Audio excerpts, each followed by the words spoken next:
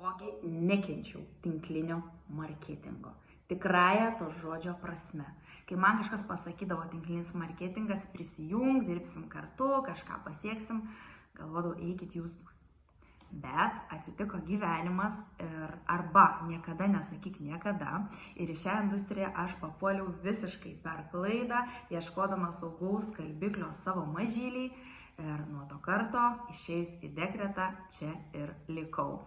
Nes supratau, kad jeigu moteris gali, galiu ir aš. O tuo tarpu mėgaudamasi pirmais mažyliais kartais, ne visada jaučiausi gerai. Norėjosi ir savirealizacijos, ir kažkokių pokyčių, ir kažkokios veiklos gyvenime. Ir supratau, kad čia galime labai daug.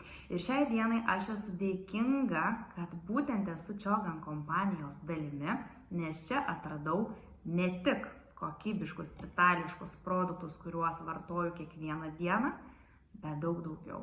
Sutikau žmonės, kurie padeda keisti gyvenimą, kurie tave palaiko, kurie tave motyvuoja, augina ir skatina veikti. Ir pati didžiausia dovana, kurią aš gaunu šios kompanijos dėka, tai yra moteris. Tai yra gebėjimas matyti, kaip tos moteris pakeičia savo gyvenimą.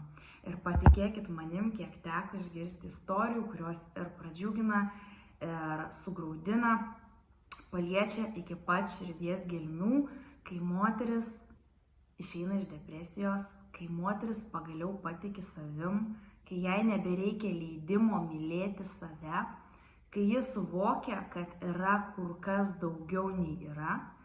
Ir kai matai, kai tos moteris atsiskleidžia, iš pilkų pelyčių pražysta, tampa pasitikinčios, laimingos, tai patikėkit manim, tai yra geriausia dovana ir tikrai dainuoja širdis.